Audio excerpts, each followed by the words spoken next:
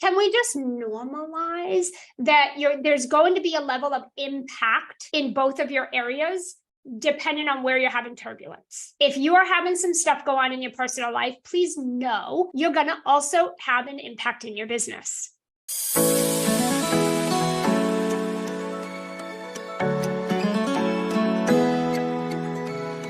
So the very first thing that I think is really important is understand the impact of personal challenges that it has on your business, because personal things can impact your business. It can go good or bad. Okay. I think there's always two sides to a coin. It's not just one side. It could be good or bad. So the first thing that I think is we need to normalize that we can have an impact on our business, good or bad, from our personal life and vice versa. And can we just normalize that? Because I think that, oftentimes we're so shocked or surprised that like business sales were down this month because I had a personal issue, or, and I think we get in our head like, oh my God, I can't handle both. I can't manage both. I can't do both things. I'm not good enough. I'm not strong enough. I'm not patient enough. I'm not resilient enough. And a lot of people shut their businesses down because they have personal stuff going on, right? Or they completely disregard and just ignore their family because they think they have to be tied to their business 24/7.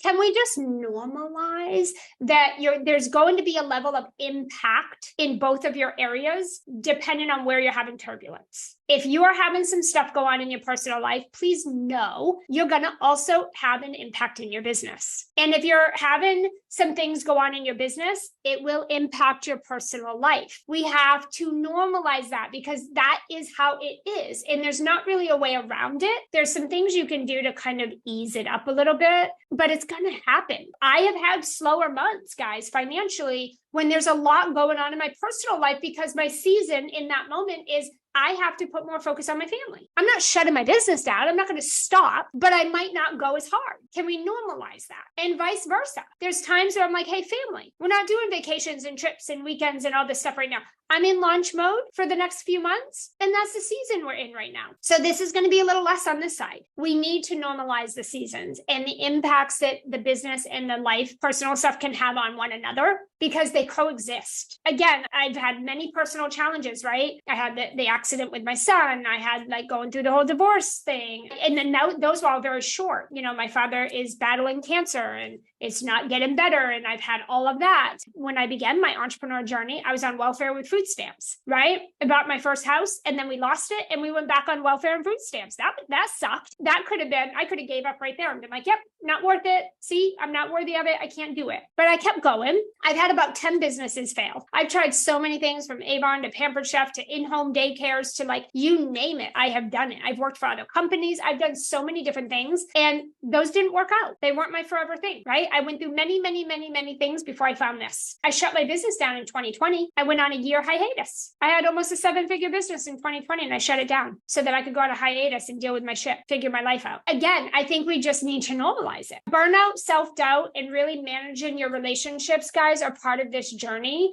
You just have to deal with things as they come up and you have to just continue to ask yourself, like, why might this be happening? What's the lesson here? And like, what season am I in? Maybe I need to pull back. Maybe I need to take some stuff off my plate. You need to just look at where you're at. I'm always looking at a lean business model. I want a lean business model. So I don't want to add too much complication because I have kids, I have family, we have homes, we have dogs, I have a life, and I need to be able to balance. If you're adding too much onto your plate, you're not going to be able to balance it. You're going to go into burnout. So you have to keep things nice and lean and simple. I want to talk about a few strategies to kind of separate business and life situations. I think the first thing, and a lot of this is not going to be new. You've heard me talk about this before. Boundaries. Setting boundaries is your lifeline. Like, it is your lifeline. I'm not even kidding how important setting boundaries is. I want you guys to think about establishing dedicated work hours, and then you need to communicate them with your family and friends. I think it's important that you communicate with your family and your friends. What do you need from them to help you? Period. It's a boundary. And also, what do you need them to stop doing? Also, I think having a designated workspace is nice. I know not everybody can have like an office with a closed door,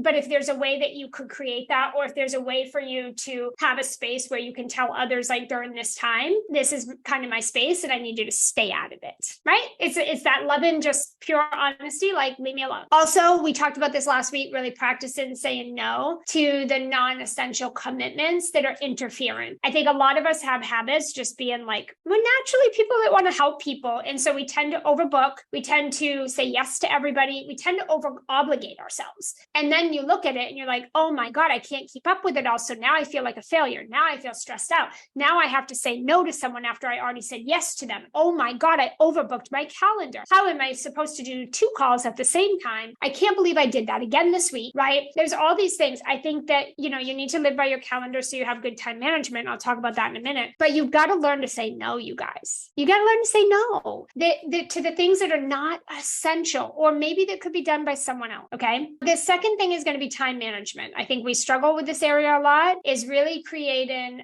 daily and weekly schedules that allocate time for those specific tasks, right? We talk a lot about time blocking. We talk a lot about really working out of a calendar, or like, what are we doing for you guys this week? Base camp. Why are we doing that? Because we're taking the time blocks that we want you guys to do and we're putting them in a to-do for you, and we're assigning it to you. You're going to get email notifications. You're going to get reminders. You're going to have us talking and chatting with you. Why are we doing that? Because it's critical that you build this habit of time management and time blocking. You're not making $1 million if you don't do that. If you don't time block and you don't have good time management and you're not consistent with sales activities, none of you will even get to multiple 6, let alone 7. And if you do, it'll fall as soon as you get there. You'll be back down. You'll go right back, because success requires consistent, fast speed, and you need to be working on the right things, and you need to be consistent with those. So you need to time block to do that. So you have to prioritize. There's going to be task lines that are not that important. I bet if you look at what you have on your list this week between business and personal, I bet you have things on there that are like,